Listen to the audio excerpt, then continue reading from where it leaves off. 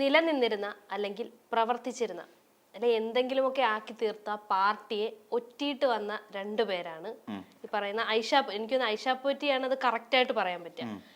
വലിയ പ്രവർത്തി അവിടെ ഇവിടെയൊക്കെ കറങ്ങി തിരിഞ്ഞെത്തിയ ആളാണ് അഖിൽ മാരാരും. അപ്പൊ ഈ അഖിൽ മാരാരും ഐഷാപോറ്റിയും തമ്മിൽ ഭയങ്കര തർക്കം നടക്കും. ആര് എങ്ങനെ ആരാണ് ഒറ്റിന്റെ കാര്യത്തിൽ മുന്നിൽ നിൽക്കുന്നത് എന്നുള്ള രീതിയിൽ ചർച്ചകൾ നടക്കുകയാണ്. രണ്ടുപേരും അങ്ങോട്ടും ഇങ്ങോട്ടും മറുപടിയും പറയുന്നുണ്ട്. രാഹുലീഷ് ഈ പറയുന്ന അഖിൽ മാരാര് പറയുന്ന കേൾക്കുമ്പോ തോന്നും ശരിയാണ്, അഖിൽ മാരാറിന്റെ ഭാഗമാണ് ശരിയെന്ന്. ഇനി ഐഷാപോറ്റിയുടെ ന്യായം കേൾക്കുമ്പോ തോന്നും ആ ഭാഗമാണ് ശരിയെന്ന്. ആരാണ് ശരിക്കും ഇതില് ശരി തെറ്റുകളുടെ ഇത് നോക്കിയിട്ട് കാര്യമൊന്നുമില്ലെന്ന്. രണ്ടുപേരും ഈ പറയുന്ന പോലെ അഖിൽ മാരാരെ നമ്മൾ പരിശോധിച്ചു കഴിഞ്ഞാലും അതോടൊപ്പം ഐഷാപോറ്റിയെ പരിശോധിച്ചു കഴിഞ്ഞാലും ഇവർ രണ്ടാളും വലിയ പ്രതീക്ഷയോടുകൂടി രാഷ്ട്രീയത്തെ കാണുന്ന ആൾക്കാരാണ്. ഇപ്പൊ അഖിൽ മാരാരെ സംബന്ധിച്ചിടത്തോളം അഖിൽ മാരാർക്ക് കോൺഗ്രസിൽ നിന്ന് സീറ്റ് കിട്ടില്ല. അതായത് ഇവർ തമ്മിൽ ശത്രുതയ്ക്ക് കാരണമുണ്ട്.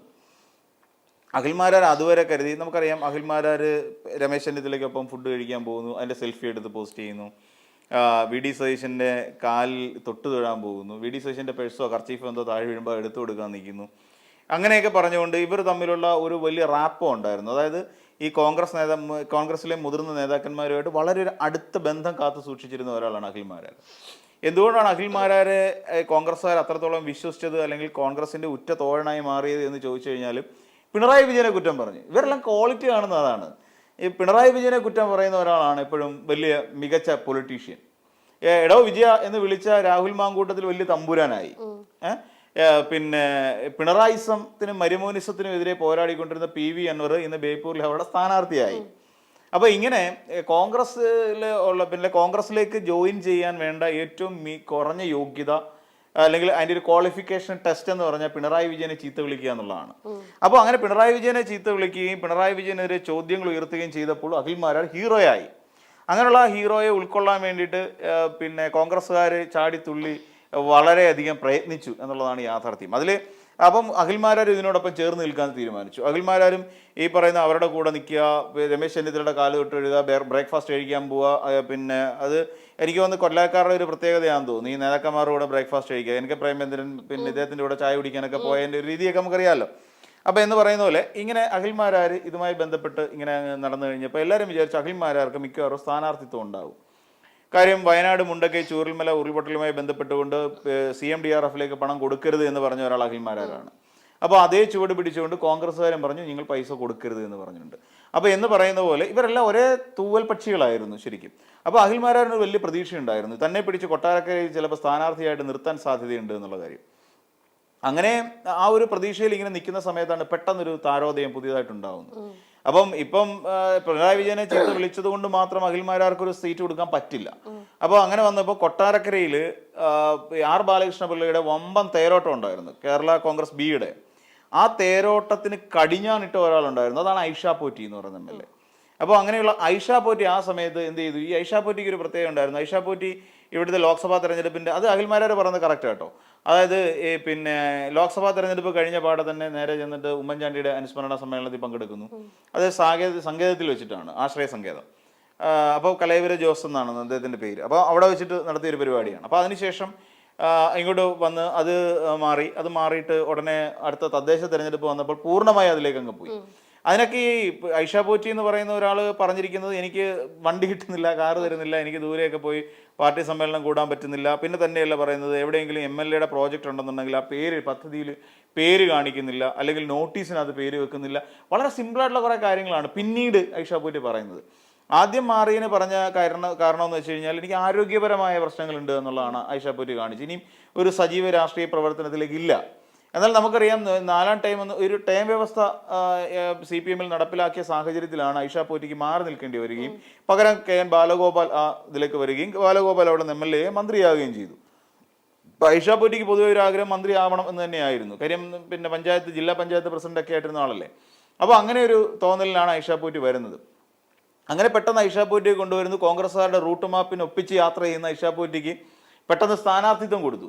അപ്പം അതുവരെ തനിക്ക് കിട്ടുമെന്ന് കരുതിക്കൊണ്ടിരുന്ന സ്ഥാനാർത്ഥിത്വം വളരെ പെട്ടെന്ന് മറ്റൊരാളിലേക്ക് തട്ടിത്തെറിച്ച് പോയത് കണ്ടപ്പോൾ സ്വാഭാവികം എന്നോണം അഖിൽ മാരാർക്ക് തോന്നിയ ഒരു വൈരാഗ്യവും വെറുപ്പും ശത്രുതയും ഉണ്ട് ഐഷാപോറ്റിയോട്. ഐഷ പോറ്റിയെ കൊണ്ട് കോൺഗ്രസ്സുകാർ നിർത്താനുള്ള പ്രധാനപ്പെട്ട കാര്യം എന്ന് പറഞ്ഞാൽ ഞാൻ നേരത്തെ സൂചിപ്പിച്ച പോലെ ആർ ബാലകൃഷ്ണപിള്ളയുടെ തേരോട്ടം അവസാനിപ്പിച്ച ഒരേ ഒരു നേതാവ്, ഒരു വനിതാ നേതാവ് CPM-ന്റെ. അങ്ങനെയുള്ള ഐഷ പോറ്റി കോൺഗ്രസിലേക്ക് വന്നാൽ അത് മെച്ചമായിരിക്കും. ആ ബാലഗോപാലിനെതിരെ മത്സരിപ്പിക്കാൻ പറ്റിയ തണ്ടി തന്നെയാണ് ഈ പറഞ്ഞ ഐഷ പോറ്റി എന്നുള്ള കാര്യം കൃത്യമായി അവർ അനലൈസ് ചെയ്ത് ബോധ്യപ്പെട്ടു. അപ്പോൾ അതിനെ തുടർന്നിട്ടാണ് ഐഷ പോറ്റിക്ക് സീറ്റ് കൊടുക്കാൻ തീരുമാനിച്ചത്.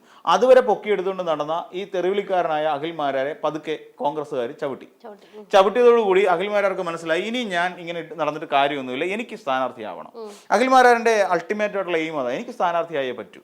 അപ്പോൾ ഉള്ളിൽ അങ്ങനെ വന്നു കഴിഞ്ഞപ്പോൾ പെട്ടെന്ന് ഇദ്ദേഹത്തിന് തോന്നിയത് BJP-യിലേക്ക് നേരിട്ടൊരു എൻട്രി നടക്കത്തില്ല. കാര്യം പണ്ട് BJP-കാരനായിരുന്നു.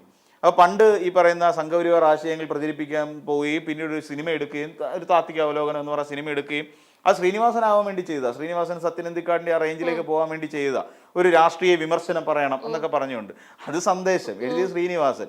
അത്രയൊന്നും എന്തായാലും അഖിൽമാരാർ വരുമൊന്നുമില്ല, അത് വേറൊരു കാര്യം.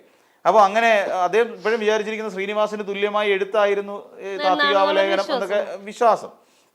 അപ്പോൾ അതെല്ലാം കഴിഞ്ഞ് അങ്ങനെ അഖിൽമാരാർ നിൽക്കുന്ന സമയത്താണ് 2020 എന്ന് പറഞ്ഞാൽ അദ്ദേഹം സ്വന്തം കുടുംബ പാർട്ടിയാണത്. അതായത് പിന്നെ നമ്മുടെ എന്താ പറയുന്നത് സാബുവും ജേക്കബിന്റെ കുടുംബ പാർട്ടിയാണ് ശരിക്കും 2020. അപ്പോൾ ആ 2020-ൽ അംഗത്വം എടുക്കാൻ തീരുമാനിച്ചു. അപ്പോൾ സ്വാഭാവികം എന്നാണ് തൻ്റെ പഴയ തട്ടകത്തിലേക്ക് തിരിച്ചു പോകാൻ പറ്റിയൊരു വഴി കൂടിയാണ് ഈ 2020. കാര്യം 2020-ക്ക് പിന്നെ BJP-യോടാണല്ലോ ആഭിമുഖ്യം. അപ്പം അതിലേക്ക് തന്നെ അങ്ങ് ചാടിപ്പോയി. അപ്പം ഇനിയുള്ളതെന്ന് വെച്ച് കഴിഞ്ഞാൽ എൻ്റെ ശത്രുത പറഞ്ഞു തീർക്കണമല്ലോ. അഖിൽമാരാർക്ക് തൻ്റെ ഉള്ളിൽ കിടക്കുന്ന ഐഷ പോറ്റിയോടുള്ള കാര്യം എന്താ, തൻ്റെ കോൺഗ്രസ് MLA എന്ന് പറയുന്ന സ്വപ്നം തട്ടി തെറിപ്പിച്ചെറിഞ്ഞ ഒരു നേതാവാണ് ഐഷ പോറ്റി. അപ്പോൾ ഐഷ പോറ്റിയോടുള്ള ശത്രുത തീർക്കണം. അപ്പം ഐഷ പോറ്റിയെ കുറിച്ച് കൂടുതൽ മനസ്സിലാക്കുക. ഐഷ പോറ്റി പറയുന്ന ചെറുക്കനൊന്നും അറിയത്തില്ലെന്നാണ് പറയുന്നത്. അപ്പോൾ ഐഷ പോറ്റിയെ കുറിച്ച് കൂടുതൽ മനസ്സിലാക്കുക. അങ്ങനെ മനസ്സിലാക്കി വന്നപ്പോഴാണ് ഐഷ പോറ്റി CPM-ലായിരുന്നെന്നും CPM-ൽ നിന്ന് കിട്ടേണ്ട എല്ലാ ഗുണങ്ങളും. പക്ഷെ ഒരു കാര്യമുണ്ട്, ഇവർ തമ്മിലുള്ള തർക്കത്തിനിടയിൽ നമ്മൾ പരിശോധിക്കേണ്ട ഒരു കാര്യം, അവിടെ ഐഷ പോറ്റിക്ക് ഒരു പാർട്ടി CPM എന്ന് പറയുന്ന പാർട്ടി ചെയ്യേണ്ട കാര്യങ്ങളെല്ലാം ചെയ്തു എന്നുള്ള കാര്യം വ്യക്തമായി. അവർക്ക് കൊടുക്കേണ്ട അംഗീകാരം കൊടുത്തിട്ടുണ്ട്, അവർക്ക് നൽകേണ്ട സ്ഥാനമാനങ്ങൾ കൊടുത്തിട്ടുണ്ട്. എല്ലാം ഐഷ പോറ്റിക്ക് അനുവദിച്ച് കിട്ടിയതും ഐഷ പോറ്റി എന്ന് പറയുന്ന ഒരു പേര് രജിസ്റ്റർ ചെയ്തതും ഈ പറയുന്ന CPM എന്ന് പറയുന്ന അല്ലെങ്കിൽ ഇടതുപക്ഷം എന്ന് പറയുന്ന ഒരു മുന്നണി ഉള്ളതുകൊണ്ടാണ്. അല്ലെങ്കിൽ ഈ ഐഷ പോറ്റി ഒന്നുമാകില്ലായിരുന്നു. അതുകൊണ്ട് തന്നെ അഖിൽമാരാർ ഇപ്പൊ പറയുന്നതിനകത്ത് ചില വസ്തുതകൾ നമുക്ക് മനസ്സിലാക്കാൻ സാധിക്കും. ഐഷ പോറ്റി ശരിക്കും വഞ്ചിച്ചിട്ടാണ് ഇറങ്ങിയത്. സ്വന്തം പാർട്ടിയെ കള്ളം പറഞ്ഞ് പറ്റിച്ചിട്ടിറങ്ങിയ ഒരാളാണ് ഐഷ പോറ്റി. അല്ലെങ്കിൽ ഐഷ പോറ്റിക്ക് പറയാമായിരുന്നു, എനിക്ക് ആരോഗ്യപരമായ കാരണം കൊണ്ട് ഞാൻ മാറി നിൽക്കുന്നു. അല്ലെങ്കിൽ അവിടുത്തെ പാർട്ടി നേതൃത്വത്തോടോ അവിടെ ജില്ലാ കമ്മിറ്റിയിലോ ചെന്നിട്ട് പറയണമായിരുന്നു, അതെ എനിക്ക് ഇത്രയും കാലം ഞാൻ ഈ പാർട്ടിയിൽ സേവിച്ചു, എനിക്ക് എന്തെങ്കിലും പ്രയോജനം ഈ പാർട്ടി തന്നിട്ടുണ്ടോ, അല്ലെങ്കിൽ ഞാൻ ഇത്ര വട്ടം MLA ആയിരുന്നു, ഇനി എനിക്കൊരു സീറ്റ് കിട്ടാൻ സാധ്യതയുണ്ടോ. ഇതൊക്കെ പാർട്ടി സെക്രട്ടറിയുമായി സംസാരിച്ച്, സംസ്ഥാന സെക്രട്ടറിയുമായി സംസാരിച്ച് ഇത് സംബന്ധിച്ച് ഇവർ അഖിൽമാരാർ പറയുന്നതനുസരിച്ച് നോക്കുകയാണെങ്കിൽ ബാലഗോപാൽ ഈ ഐഷ പോറ്റിയുമായിട്ട് പിണറായി വിജയനെ കാണാൻ ചെന്നുവെന്നും ദേവസ്വം ബോർഡ് പ്രസിഡന്റ് സ്ഥാനം ഐഷ പോറ്റിക്ക് നൽകാൻ ഏകദേശം ധാരണയായിരുന്നു എന്ന അടക്കമുള്ള കാര്യങ്ങൾ പറയുന്നുണ്ട്. ഇതിനകത്ത് എത്ര വസ്തുതയുണ്ടെന്ന് അറിയത്തില്ല. കാര്യം ഇയാൾ പറയുന്നതിനകത്ത് പകുതിയും തെറ്റുണ്ട്. അഖിൽമാരാർ പറയുന്ന പകുതി കള്ളമായിരിക്കും. അപ്പോൾ ഇനി അതിനെക്കുറിച്ച് ഐഷ പോറ്റി ഇതുവരെ വ്യക്തമാക്കിയിട്ടില്ല. അത് പാർട്ടി മേൽഘടകത്തിൽ നിന്ന് പറയേണ്ട കാര്യങ്ങളാണ്. അപ്പോൾ അങ്ങനെയുള്ള ഐഷ പോറ്റി ഒരു പാർട്ടിയുമായി സംവദിക്കാനോ എന്നിട്ട് എനിക്ക് വേണ്ടത് എന്താണ് എന്ന് പാർട്ടിയോട് ചോദിക്കാനോ ഒന്നും ഐഷ പോറ്റി തയ്യാറായില്ല. പകരം ഞാൻ പാർട്ടിയിൽ നിന്ന് പിന്മാറുന്നതുകൊണ്ട് പാർട്ടിയിൽ നിന്ന് വിട്ടു നിൽക്കുകയാണ്. പാർട്ടിയിൽ നിന്ന് വിട്ടു നിന്നുകൊണ്ട് മാറി നിന്നിട്ട് ഒറ്റുന്ന പരിപാടിയാണ് പിന്നീട് കാണിച്ചത്. പിന്നീട് കോൺഗ്രസിന്റെ ഒരു വേദിയിലേക്ക് എത്തിപ്പെടുക എന്നുള്ളതാണ് ഐഷ പോറ്റി ചെയ്ത വേറൊരു കാര്യം. അത് തെറ്റായിപ്പോയി. അതൊരു ശരിക്കും പറഞ്ഞാൽ പാർട്ടിക്കകത്ത് നിന്നുകൊണ്ട് പാർട്ടിയുടെ എല്ലാ ആനുകൂല്യങ്ങളും അവസരങ്ങളും മുതലാക്കി എടുത്തുകൊണ്ട് പിന്നീട് സ്വന്തം പാർട്ടിയെ വെട്ടി മറ്റൊരു തരത്തിലേക്ക് പോകുന്നു. ഇത് വഞ്ചിച്ചു. അത് തന്നെയാണ് ഐഷ പോറ്റി ചെയ്തത്. അപ്പം ഇവര് തമ്മിൽ തർക്കിക്കുമ്പോൾ ശരിക്കും പറഞ്ഞ ഒരു സുഖമുണ്ട് കേട്ടോണ്ടിരിക്കുക. അപ്പം അഖിൽമാരാർ ഇവിടെ പറയുന്നു, അഖിൽമാരാറിനെ സംബന്ധിച്ചിടത്തോളം അഖിൽമാരാർ ചെയ്തത് എന്താ, ആദ്യം BJP-കാരനായിരുന്നു, അവിടെ നിന്ന് കോൺഗ്രസ്സുകാരനാവാൻ പോയി, പിന്നെ 2020-ലേക്ക് പോയി. അഖിൽമാരാർ 3 ചാട്ടം ചാടി. മൂന്നാമത്തെ ചാട്ടത്തിലേക്ക് യൂത്ത് കോൺഗ്രസിലുണ്ടായിരുന്നു, അയാൾ തല്ലുകൊണ്ടെന്നോ തല പൊട്ടിയെന്നോ ഒക്കെ പറയപ്പെടുന്നുണ്ട്. അത് അയാൾ തന്നെ പറയുന്ന കാര്യമാണ്. 12 സ്റ്റിച്ച് അങ്ങോട്ട് തലയിലുണ്ടായിരുന്നോ, ജയിലിൽ കിടന്നിട്ടുണ്ട്, അവിടെ അങ്ങനെയായിരുന്നു ഇങ്ങനെയായിരുന്നു അടക്കമുള്ള ഒരുപാട് ത്യാഗങ്ങൾ പാർട്ടിക്ക് വേണ്ടി സഹിച്ചിട്ടുണ്ട് എന്നൊക്കെ അഖിൽമാരാർ പറയുന്നുണ്ട്. പക്ഷെ ഒരുപാട് ത്യാഗം സഹിച്ച ഈ യൂത്ത് കോൺഗ്രസ് നേതാവ് എന്തുകൊണ്ടാണ് യൂത്ത് കോൺഗ്രസിന്റെ ഒരു ജില്ലാ സെക്രട്ടറി ആയിട്ട് പോലും അല്ലെങ്കിൽ ജില്ലാ അധ്യക്ഷനായി പോലും മാറായിരുന്നത്? അതിനുള്ള അവസരങ്ങൾ ഒരുപാട് പാർട്ടിയിൽ ഉണ്ടായിരുന്നല്ലോ. അപ്പം എന്തൊക്കെയാണ് ഇവിടെ നടന്നത് ചിലപ്പോൾ യൂത്ത് കോൺഗ്രസ്സുകാർ ചിലപ്പോൾ അംഗീകരിച്ചിരിക്കും. നാളെ കോൺഗ്രസ്സുകാർ പറയട്ടെ ഇയാളെ ഞങ്ങൾ യൂത്ത് കോൺഗ്രസിന്റെ ഒരു ചുമതല ഏൽപ്പിച്ചിരുന്നില്ല എന്ന് നാളെ കോൺഗ്രസ്സുകാർ തന്നെ പറയട്ടെ. അപ്പോൾ പറയുമ്പോൾ യഥാർത്ഥ കാര്യം മനസ്സിലാവില്ല. പക്ഷേ നമ്മൾ മനസ്സിലാക്കേണ്ട ഒരു കാര്യം, ഏകദേശം 10-40% മാത്രം വോട്ടുള്ള കോൺഗ്രസിനെ പോലൊരു പാർട്ടിക്ക് ഇവിടെ ഏകദേശം ഒരു 15-14% മാത്രമാണ് NDAക്ക് അല്ലെങ്കിൽ BJPക്ക് കൊട്ടാരക്കര മണ്ഡലത്തിലുള്ള വോട്ട്. അത്രയേ ഉള്ളൂ. ഏകദേശം 40-45 മുതൽ 50% വരെ പകുതിയോളം വോട്ട് കിട്ടുന്ന ഒരാളാണ് അവിടുത്തെ CPM എന്ന് പറയുന്നത്, കമ്മ്യൂണിസ്റ്റ് പാർട്ടി.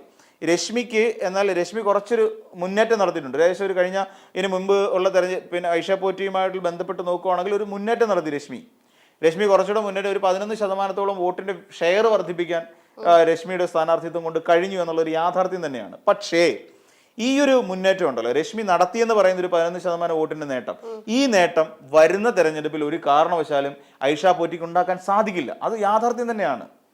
അഖിൽമാരാര് പറഞ്ഞ വസ്തുതകൾ മനസ്സിലാക്കി നോക്കുമ്പോൾ ഐഷ പോറ്റി എന്ന് പറയുന്ന നേതാവിനെ കോൺഗ്രസ്സുകാർക്ക് അവിടുത്തെ പ്രാദേശിക നേതൃത്വത്തിന് ഉൾക്കൊള്ളാൻ കഴിയില്ല. എന്തുകൊണ്ടാണെന്ന് ചോദിച്ചാൽ, രശ്മിയെ മാറ്റി നിർത്തിയത്? ഇനി രശ്മി പോട്ടെ, രശ്മിയെ കൂടാതെ വേറെ എത്രയോ നേതാക്കന്മാർ കോൺഗ്രസ് പാർട്ടിക്കകത്ത് തന്നെ ഉണ്ടായിരുന്നു. എന്തുകൊണ്ടാണ് അവരുടെ ഒന്നും പേര് പരിഗണിക്കായിരുന്നത് കൊട്ടാരക്കരയിൽ മത്സരിക്കാൻ? അവരൊക്കെ പോരായിരുന്നോ? ഇങ്ങനെ കെട്ടിയിറക്കപ്പെട്ട ഒരു സ്ഥാനാർത്ഥി തന്നെ വേണമായിരുന്നോ കൊട്ടാരക്കരക്കാർക്ക്? അല്ലെ, CPM-ൽ നിന്ന് പിണങ്ങി അധികാരം മാത്രം ലക്ഷ്യം വെച്ചുകൊണ്ട് CPM-ൽ ഇറങ്ങിപ്പോയ ഒരാൾ.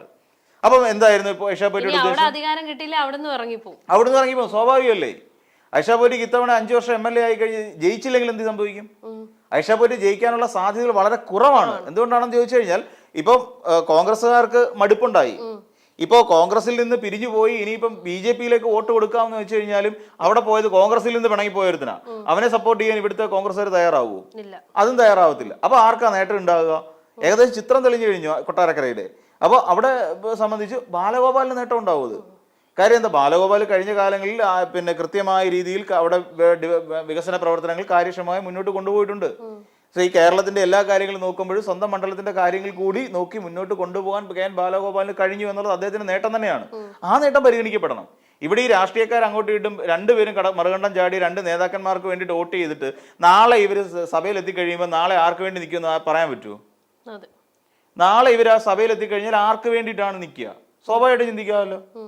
അപ്പൊ ഇങ്ങനത്തെ പ്രതിസന്ധികൾ ഉണ്ടാകാനുള്ള സാധ്യതയുണ്ട്. അതുകൊണ്ട് തന്നെ ഈ പറയുന്ന ഐഷ പോറ്റിയുടെയും അഖിൽമാരാരുടെയും തമ്മിത്തല്ല് കാണുമ്പോൾ ഒരു സുഖം നമുക്ക് പുറമേ നിൽക്കുന്നവർക്ക് ഒരു സുഖം തോന്നും. ഇവർ തമ്മിൽ തല്ലട്ടെ, ഇവർക്ക് അങ്ങോട്ടും ഇങ്ങോട്ടും പറയാനുള്ള കാര്യങ്ങളൊക്കെ പറയട്ടെ. ഇപ്പൊ ഇതിന്റെ ആകെ മൊത്തം ഇതിൽ നിന്ന് ജനത്തിന് കിട്ടുന്ന ഒരു സാധനമുണ്ട്, ജനത്തിന് കിട്ടുന്ന ഒരു ടോട്ടാലിറ്റി ഉണ്ട്. ഈ ടോട്ടാലിറ്റിയാണ് ജനം മനസ്സിലാക്കേണ്ടത്. ഇവർ തമ്മിൽ തർക്കിക്കുമ്പോൾ എവിടെ നിന്ന് ആര് എങ്ങനെ എന്തൊക്കെ കാര്യങ്ങൾ പൊളിറ്റിക്കലി സംഭവിച്ചിട്ടുണ്ട്, എന്തുകൊണ്ടാണ് ഐഷ പോറ്റി പാർട്ടി വിട്ടത്, എന്തുകൊണ്ടാണ് അഖിൽമാരാര് പാർട്ടി വിട്ടത് തുടങ്ങിയ ഒരു വിശദമായ ഒരു നോളജ് ഈ പറയുന്ന പൊതുജനത്തിനുണ്ടാവും. ആ അറിവായിരിക്കണം നാളെ ഇടതുപക്ഷത്തിനുള്ള വോട്ടായി മാറേണ്ടത് എന്നാണ് ഇതിൻ്റെ കോൺസെപ്റ്റ്.